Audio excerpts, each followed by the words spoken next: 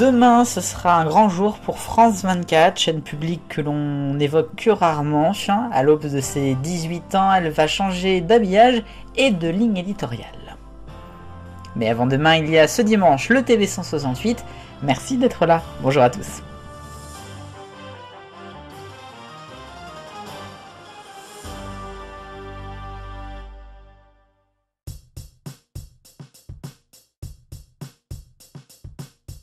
Comme je le disais en titre, à la une ce dimanche, nous allons revenir sur une chaîne dont on n'entend pas si souvent parler que ça, et qui pourtant est présente depuis presque 18 ans et qui est très reconnue ailleurs qu'en France. Je parle bien sûr de France 24, qui fait partie de la holding France Média Monde, avec également par exemple RFI. France 24, c'est une chaîne, mais en fait 4 chaînes, puisqu'il y a un canal en français, un autre en anglais, un autre en arabe et un dernier en espagnol, un peu plus récent. France 24 va donc avoir une toute nouvelle formule à partir de demain. Alors, si l'on en lit le communiqué qui a été dévoilé par la chaîne, l'intérêt c'est d'apporter encore plus d'informations, encore plus de réactivité, encore plus de direct également. Et toujours avec ce slogan qui est liberté, égalité, actualité.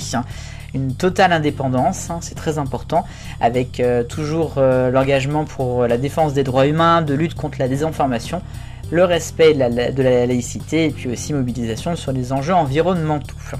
Une nouvelle grille avec donc des émissions qui existaient auparavant, d'autres nouvelles, des chroniques sont toujours présentes. Et puis donc l'intérêt d'aller encore plus loin aussi avec Internet, puisque France 24 est diffusée dans le monde avec différents canaux et aussi bien sûr sur les réseaux et sur Internet. L'idée c'est de montrer la forte présence de cette chaîne à la fois donc sur les petits écrans qui sont devenus grands et donc les écrans Internet. Et donc il y aura également des nouveaux studios à partir de demain et également un nouvel habillage, un habillage qui a été réalisé par Gédéon, habillage qui là aussi veut montrer encore un petit peu plus d'ADN, un petit peu plus de point de vue sur l'actualité avec des images d'actualité justement dans cet habillage.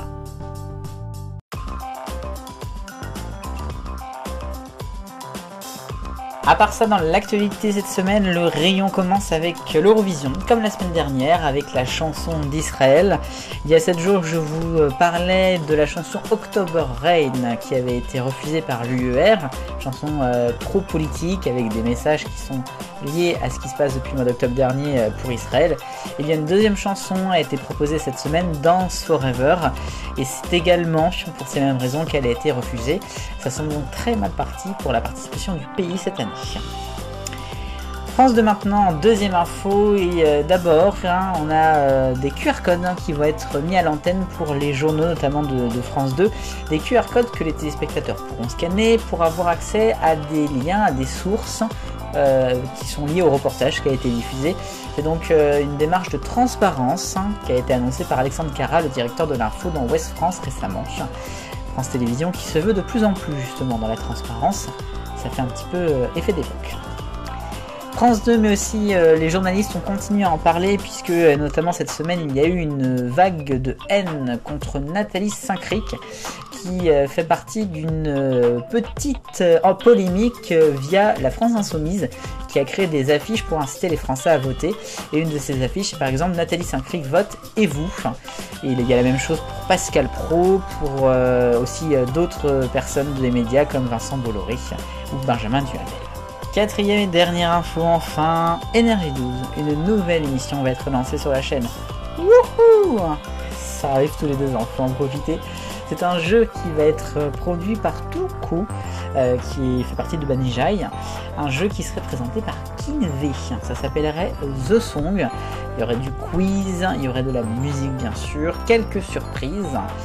Ça serait peut-être pour le prime time ou l'access, qui sait. Tournage à la mi-mars.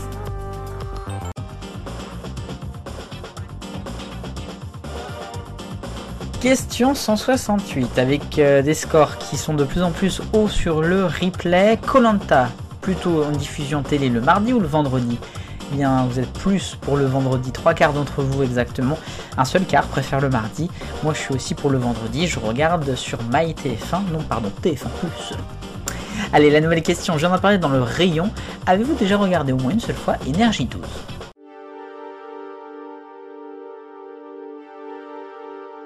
Le focus, bon, je vais pas revenir pendant des heures sur l'audition que le groupe Canal+ a dû faire sur son groupe d'abord et puis sur CNews surtout à 11h. J'ai regardé, ça m'a très vite énervé, donc bon, je vais pas y passer des semaines. Juste quand même pour dire qu'il y a pas mal de mensonges qui sont dits ou de questions qui sont pas répondues. Donc ça a le don de me pomper l'air, même si c'est le jeu, mais quand même. Des choses qui ont été dites notamment par Serge Nedjar, que je peux déjà pas voir depuis 2016, qui m'énervent assez fortement. Mais bon, quand même, pour revenir sur la nouvelle polémique de la semaine, puisque dimanche a été diffusée une émission Enquête d'esprit, avec notamment pour sujet l'IVG, c'est un petit peu d'actualité.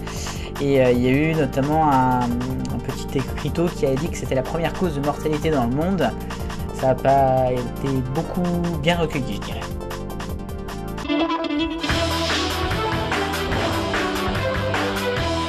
Les points, et on va rester dans le groupe Canal+. On va parler de la chaîne Canal+, qui vendredi dernier diffusait la cérémonie des Césars, 49e du genre, une cérémonie qui est traditionnellement en clair et en prime time. Et c'est une des seules soirées en prime time de l'année en clair. Clair donc qui pose problème pour certaines personnes. Alors évidemment pas sur la TNT, pas pour bon nombre d'opérateurs, puisque maintenant on a les box qui sont très regardées. Oui, sauf pour Free et apparemment aussi quelques abonnés directement de MyCanal qui auraient été en fait privés tout simplement de Clair avec le cryptage qui s'est mis en place comme normalement.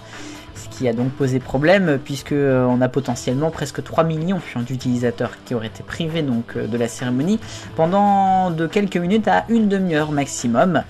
Ça pose problème, mais l'audience a quand même été d'1,8 million, c'est en hausse sur un an.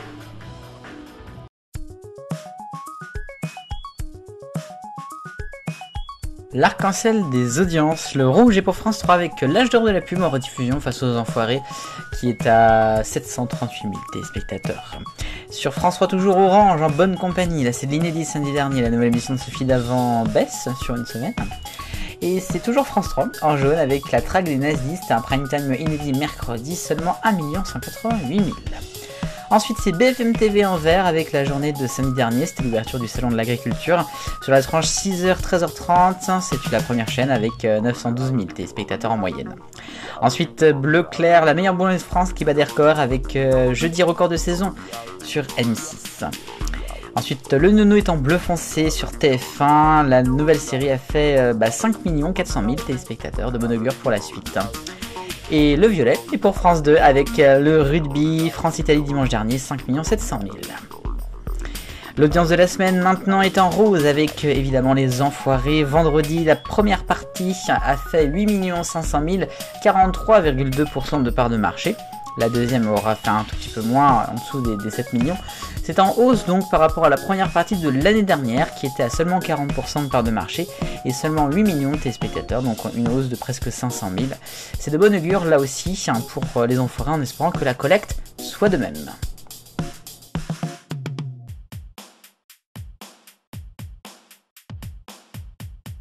Et enfin, TF1 va lancer Danse avec les stars d'Internet.